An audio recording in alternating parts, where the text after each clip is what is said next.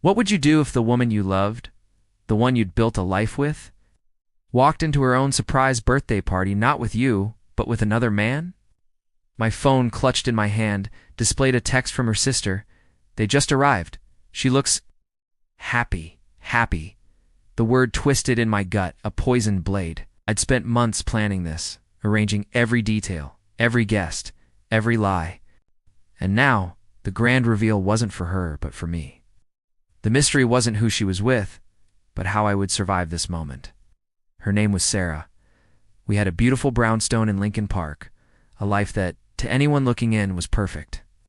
But perfection, I learned, is a fragile illusion. It started subtly, a shift in her routine, a new aloofness in her touch. Late nights at work, vague excuses, a phone always face down. I dismissed it at first. Marriage has its ebbs and flows, right? But the tide kept pulling her further away, leaving me stranded on a lonely shore. Then came the receipts, a dinner for two at the Gilded Spoon, a high-end restaurant in the West Loop. A place we'd always said we'd go for our anniversary, but never did. The date was a Tuesday, a night she claimed to be working late. My heart hammered against my ribs, a frantic bird trapped in a cage, small innocent piece of paper, yet it felt like a declaration of war. The phone call started, whispered conversations, hushed tones, a quick hang-up when I entered the room. Her eyes, once so warm, became cold, guarded. She'd snap at me for trivial things, accuse me of being paranoid, of not trusting her.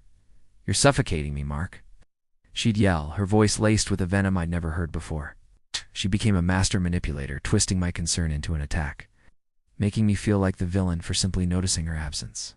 She was untouchable, cloaked in her lies, convinced I was too blind, too weak to see. I remember one night, sitting alone in our living room, the city lights of Chicago twinkling outside like indifferent stars. I held a framed photo of us from our wedding day, her radiant smile, my hopeful eyes. A tear traced a path down my cheek, then another, until my face was wet with a grief so profound it felt physical. I was broken. The man who had loved her unconditionally was shattered, reduced to a shell of doubt and despair. But in that moment, something shifted. Despair hardened into something cold, something resolute. I wasn't just broken, I was being reforged. The next few months were a blur of quiet, methodical action. I hired a private investigator, a discreet man named Frank.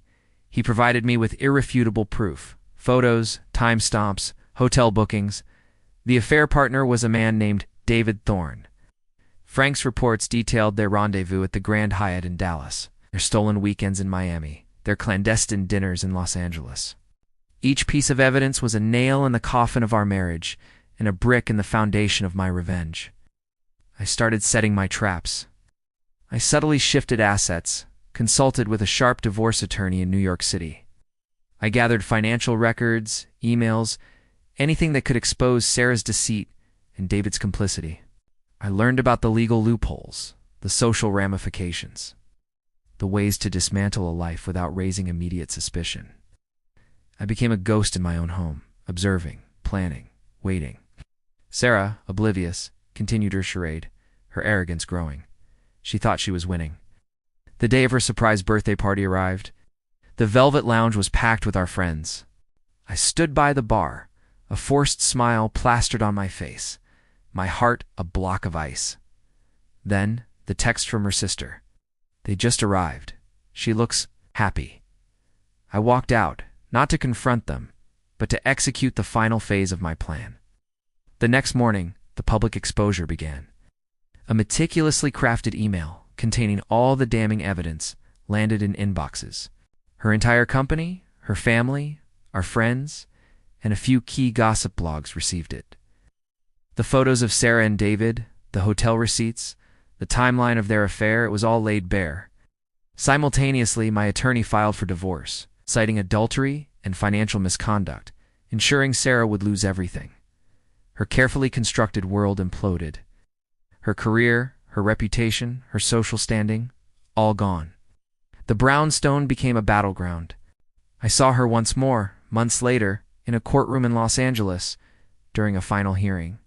She was a shadow of her former self, her arrogance replaced by a hollow despair.